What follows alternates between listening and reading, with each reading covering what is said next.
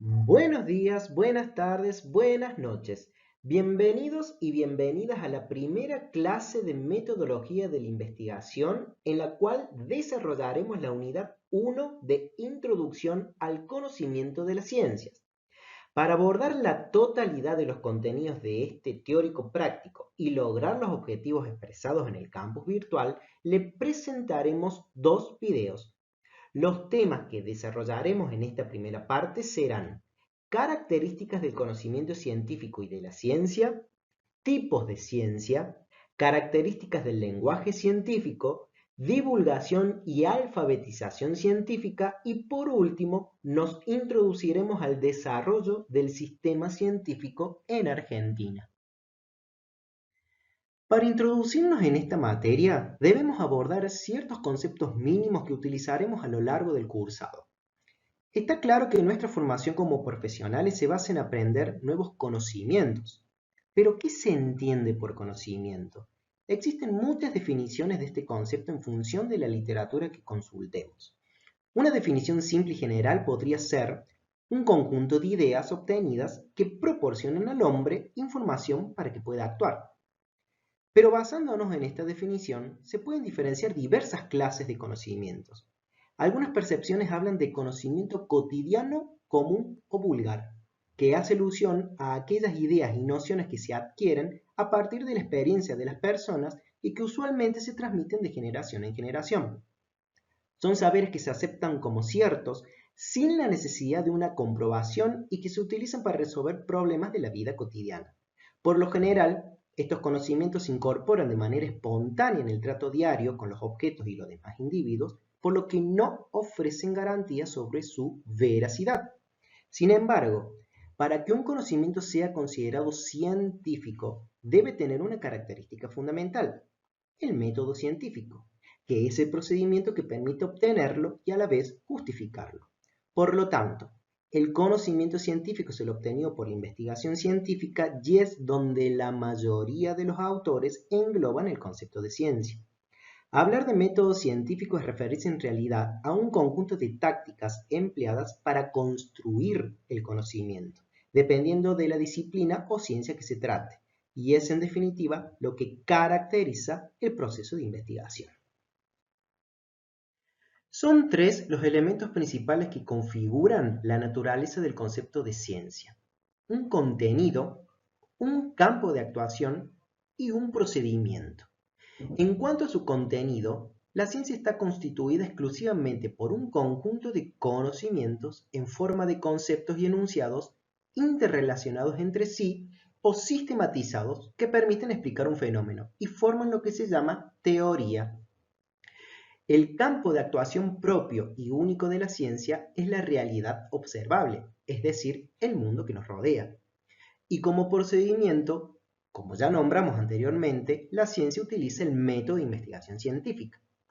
En relación a su campo de actuación, los objetivos fundamentales de la ciencia son analizar, es decir, saber cómo es la realidad, qué elementos la forman y cuáles son sus rasgos; explicar, es decir, llegar a establecer cómo se relacionan las distintas partes de nuestra realidad y por qué es como es; y si la ciencia logra saber cómo es un sector de la realidad y los factores que la explican, entonces estará en condiciones de predecir los acontecimientos que tendrán lugar en dicho sector de la realidad.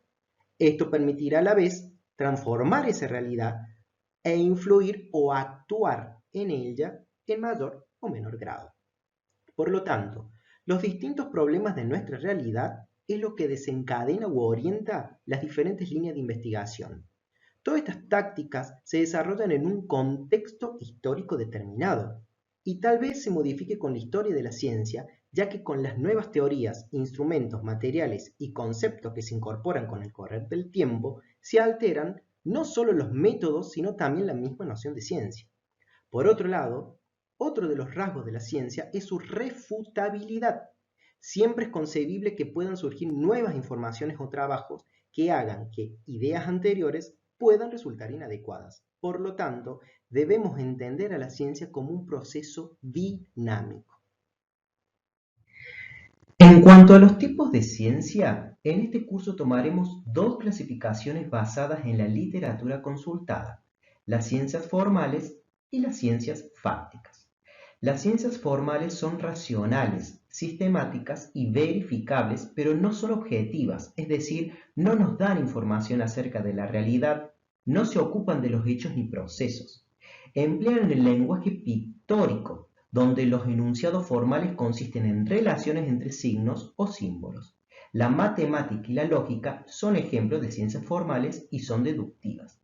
En cambio, el objeto de estudio de las ciencias fácticas es precisamente el conocimiento de los hechos, de un determinado sector de la realidad. La racionalidad, es decir, la coherencia con un sistema de ideas aceptado previamente, es necesaria pero no suficiente para los enunciados fácticos. En las ciencias fácticas se exige que los enunciados sean verificables mediante observaciones y experimentos, es decir, de manera empírica.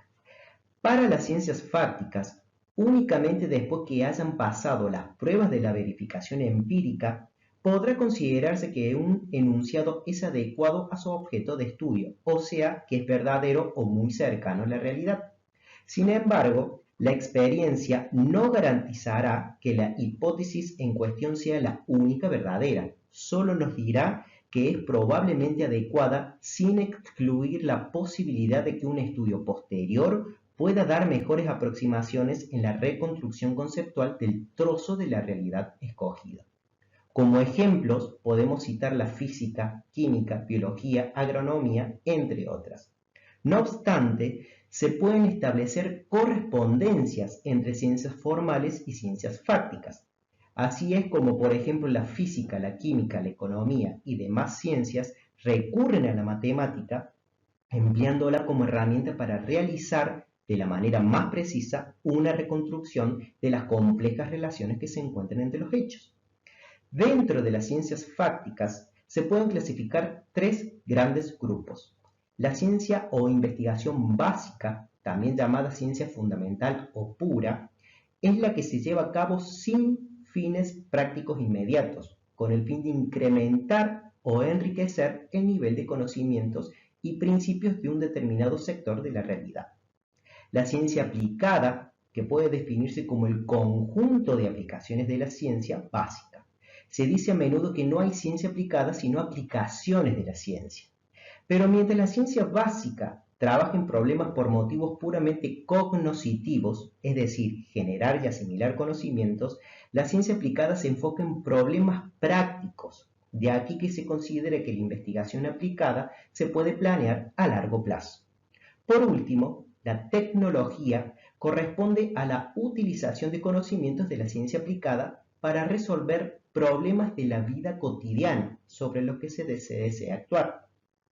La ciencia aplicada es conocimiento, mientras que la tecnología implica principalmente procedimientos o acciones para lograr determinados objetivos. La investigación científica se preocupa en conocer. La tecnología emplea partes del conocimiento científico y agrega conocimiento nuevo para diseñar artefactos y sistemas y planear cursos de acción que tengan algún valor práctico o productivo para algún grupo social. Las acciones tecnológicas, además de emplear la ciencia aplicada, utilizan también la expertez o idoneidad adquirida en materia de resolución de determinados problemas.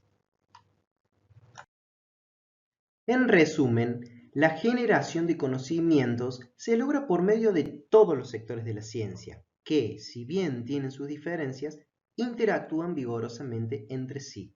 Además, no existe investigación científica sin supuestos de la filosofía acerca de la naturaleza y la sociedad, así como la manera de conocerlas y transformarlas. Por lo tanto, la filosofía y la ciencia se relacionan íntimamente en el proceso de construcción de nuevos conocimientos mediante la epistemología o filosofía de la ciencia. Este tema será abordado en profundidad en la siguiente unidad de la materia.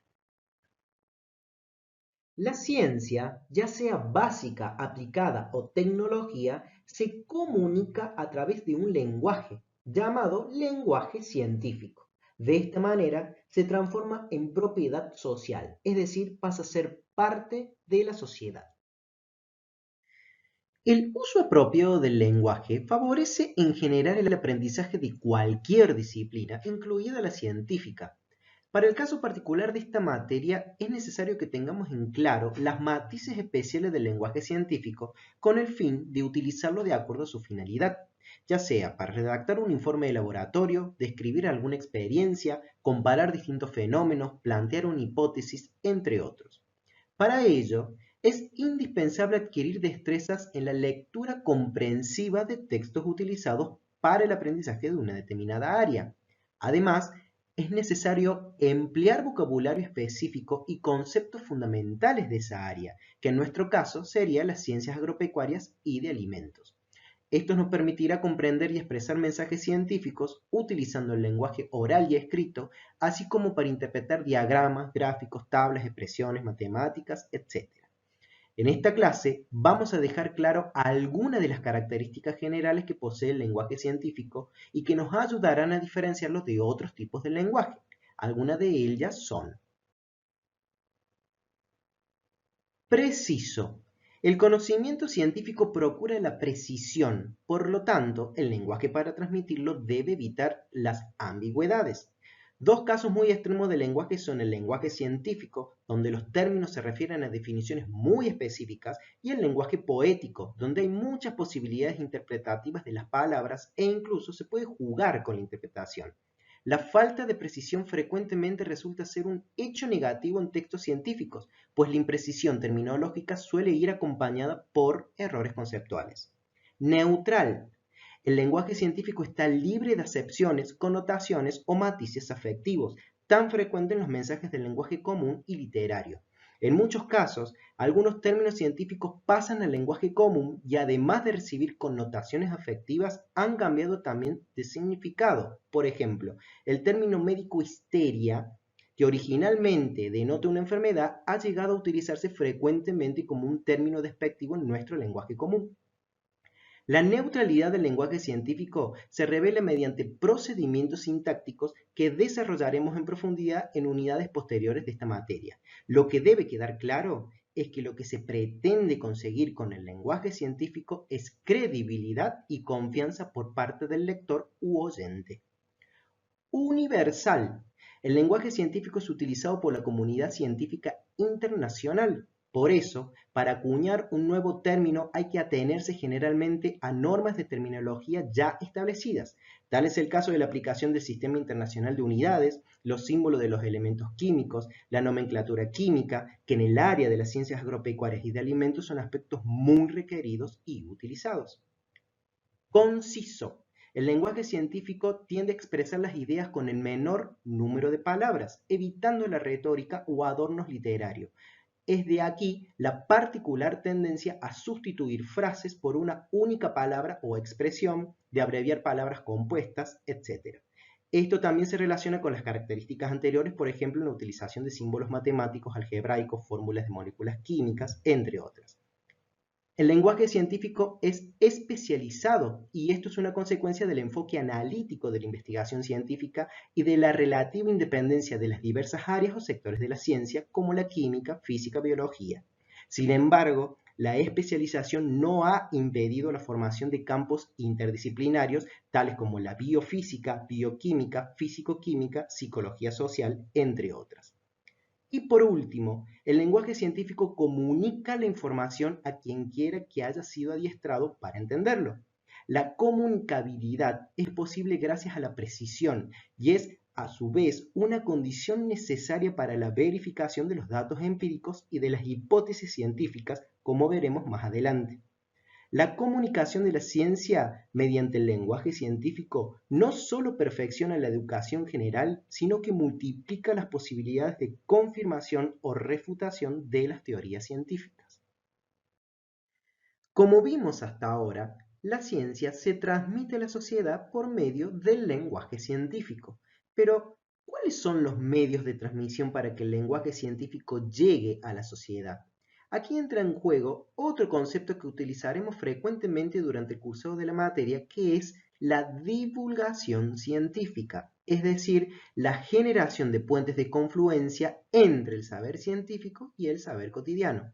Esto se logra mediante medios masivos de comunicación, por ejemplo, televisión, radio, internet, y mediante los cuales se dan a conocer los avances de la ciencia. La búsqueda por enriquecer la cultura científica de la sociedad a través de la divulgación no pretende que el público se convierta en expertos científicos, sino que se privilegie la posibilidad de que el ciudadano pueda ubicarse racionalmente frente a la importancia de la ciencia y la tecnología en su devenir cotidiano y que le permita recorrer y aprovechar la porción de conocimientos que le sean necesarios, útiles o al menos interesantes. No obstante, es necesario diferenciar otro concepto que está íntimamente relacionado con la divulgación científica, el de alfabetización científica, que es la enseñanza de las ciencias, dado que estamos en un ámbito académico. La relación entre divulgación y educación científica es muy cercana e incluso son aspectos complementarios. Sin embargo, se pueden puntualizar algunas diferencias entre ambos conceptos. La enseñanza formal de la ciencia requiere que el estudiante aprenda y no solo que se informe y se interese como en el caso de la divulgación. Esto ocurre por el contrato educativo que se celebra entre las instituciones académicas y los estudiantes. En el caso de la divulgación no existen ni contratos ni requisitos de evaluación, ya que depende principalmente del interés del público a quien se dirige. En síntesis, mientras que la enseñanza es de carácter obligatorio y formativo, la divulgación tiene como responsabilidad fundamental que el público conviva con la ciencia. De tal forma, está claro que tanto la educación como la divulgación científica son necesarias, deseables y deberían interrelacionarse a fin de combinar las potencialidades de ambas en beneficio de la población en general. Está claro que es indispensable establecer prioridades en ciencia y tecnología para el diseño e implementación de políticas de desarrollo de un país. En Argentina, la investigación científica ha sido históricamente sostenida con recursos del Estado y las políticas nacionales para la investigación han atravesado diversas etapas en la historia de nuestro país. Actualmente, los instrumentos de promoción de la investigación científica están concentrados en algunas instituciones. El CONICET, que centraliza la formación y sostenimiento de recursos humanos a través de 3 instrumentos básicos: la carrera del investigador científico y tecnológico, la carrera de personal de apoyo a la investigación y los programas de becas doctorales y postdoctorales. La Agencia Nacional de Promoción Científica y Tecnológica, que a diferencia del CONICET, tiene entre sus principales acciones la entrega de subsidios para equipamiento e insumo, y para recursos humanos también financia becas doctorales y postdoctorales. La agencia cuenta con 2 programas: el Fondo para la Investigación Científica y Tecnológica y el Fondo Tecnológico Argentino. Las universidades nacionales, que en este caso destacamos la UNEC, que en su mayoría disponen de una Secretaría de Ciencia y Técnica, cuentan con un modelo estándar de promoción de la investigación conformado por subsidios, becas y programas de incentivos, con algunas diferencias y programas específicos en cada universidad. Y por último, instituciones nacionales y provinciales que también promueven y financian la investigación científica en Argentina. Como para cerrar esta primera parte de la clase, podríamos preguntarnos, ¿por qué es importante saber investigar? En estos tiempos actuales de globalización, un egresado que no tenga conocimientos de investigación se encontrará en desventaja frente a otros colegas, ya sea de su misma institución o de otras universidades del mundo. Las instituciones educativas buscan cada vez más diferenciar a sus alumnos del resto y por ello hacen un mayor énfasis en la formación en investigación científica de sus estudiantes, con el fin de prepararlos para ser más competitivos en su ámbito profesional. Por otro lado, saber investigar es indispensable para el desarrollo de destrezas laborales en cualquier área del conocimiento. Por lo tanto, no formarse en investigación implicará rezagarse. Cuanta más investigación se genera, más progreso existe, ya sea a nivel de país, región, ciudad, empresa o un mismo individuo. Finalmente, debemos concientizarnos que la investigación científica es una salida laboral como cualquier otro trabajo y que estamos en un país que nos brinda esta posibilidad.